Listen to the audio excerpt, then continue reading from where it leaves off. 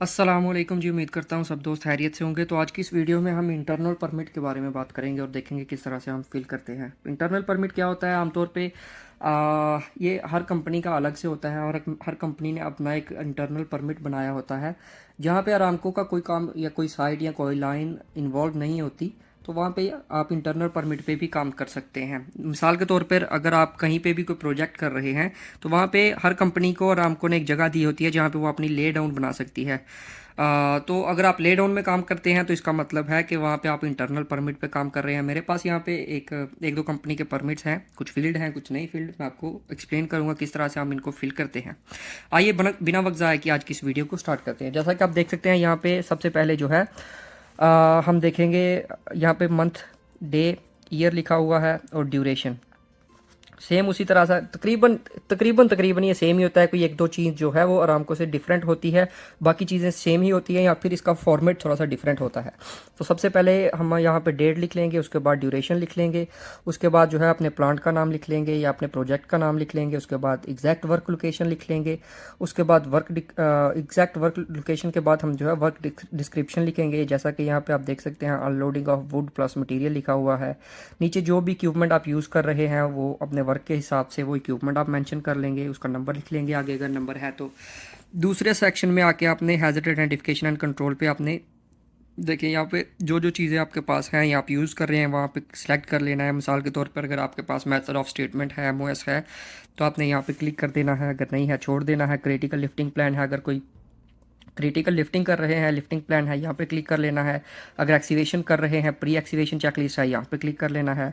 अगर daily excavation checklist है, यहाँ पे क्लिक कर लेना है। GSA of course her job का होता है, यहाँ पे जीएसए पे क्लिक कर लेना है। उसके बाद जो है एनर्जी टाइप्स, अगर आप इलेक्ट्रिकल का कोई काम कर रहे हैं इलेक्ट्रिकल पे क्लिक कर दें। मैकेनिकल का कोई काम है, जैसा कि यहाँ पे बूम ट्रक यूज़ करने वाले हैं तो यहाँ पे मैकेनिकल और हाइड्रोलिक न्यूमेटिक पावर पे टिक किया हुआ है। जैसा भी काम होगा आगे हाइड्रोकार्बोनेट्स अगर केमिकल वगैरह का काम है यहाँ पे क्लिक कर लेना है। उसके बाद सी पे आ जाता है जी पोटेंशियल एक्सपोजर। आप देखेंगे हाई नोज हो सकती है, देखेंगे वहाँ पे क्या खतरात हो सकते हैं, कौन सी ऐसी चीज़ें हैं जो इफेक्टेड हो सकती हैं। हाई नोज बहुत ज़्यादा आवाज़ हो सकती है। टेम्परेचर यहाँ पे क्लिक किया हुआ है क्योंकि बहुत ज़्यादा गर्मी में काम हुआ होगा। टेम्परेचर पे क्लिक कर दें। हाइड्रोजन सल्फाइड H2S हो सकती है, ऑफ कोर्स ये तो हर जगह पे ही तकरीबन होने का खदशा होता है। उसके बाद हाई विंड, तेज़ हवा हो सकती है अगर बहुत ज़्यादा ऊंचाई पे काम कर रहे हैं।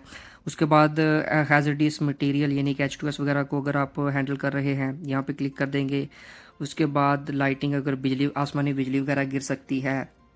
रेडियो एक्टिव मटीरियल है, फ्लेमेबल लिक्विड गैसेज हो सकती हैं, फ्लड, डस्ट स्ट्रॉम या जो भी इनमें से हो सकता है आपने क्लिक कर लेना है। उसके बाद आ जाएगा जी प्रोटेक्टिव इक्विपमेंट, कौन सी चीज़ें हैं जो हमें चाहिए साइट पे। FRC ऑफ कोर्स हमें चाहिए, वो हर साइट पे चाहिए। FRC पे क्लिक कर लेना है। फॉल प्रोटेक्शन, अगर ऊंचाई पे काम कर रहे हैं तो फॉल प्रोटेक्शन है।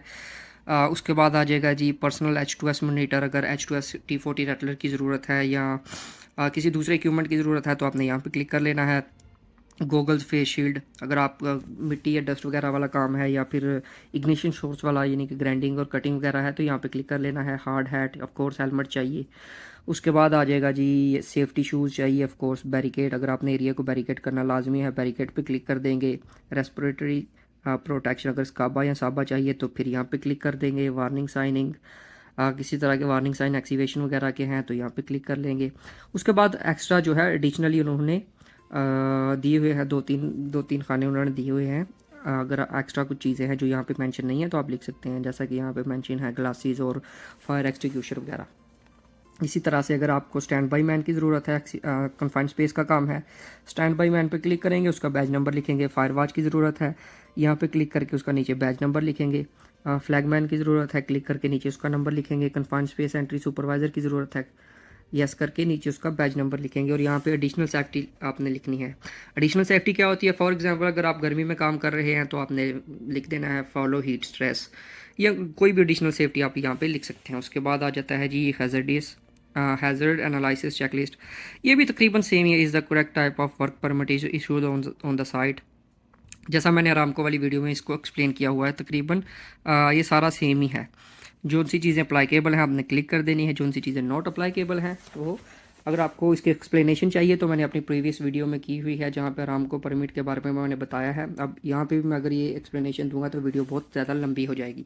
उसके बाद नीचे हमारा सेक्शन नंबर 4 है जी, गैस टेस्ट का। यहाँ पे गैस टेस्टर जो है वो आके आपको गैस टेस्ट करके साइन करके देगा। ये आमतौर पे पीएमटी ही करता है, या फिर अगर आपका एडिशनल कोई गैस टेस्टर है, जैसा कि इंटरनल कंपनीज़ ने बहुत से लोगों को गैस टेस्टर के कार्ड वगैरह दिए होते हैं, तो वो कर सकता है।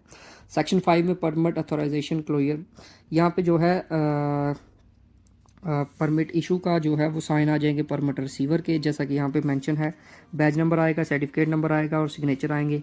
और उसके बाद जो है परमिट इशूअर आपका पीएमटी होता है, तो पीएमटी के साइन यहाँ पे आ जाएंगे। ये ओपनिंग है और यहाँ पे नीचे क्लोज का लिखा हुआ है। जब आप क्लोज करेंगे सेम उसी तरह से, तो आपने जो है यहाँ पे डेट, यहाँ पे क्लोजिंग टाइम और यहाँ पे अपने जो है वो साइन वगैरह कर देने हैं और टाइम वगैरह लिख देना है। इसी तरह से ईश्वर भी जब क्लोज करेगा यहाँ पे डिटेल लिख देगा और यहाँ पे नीचे कोऑर्डिनेटर का बैच नंबर और सिग्नेचर आ जाएंगे क्लोजिंग के बाद।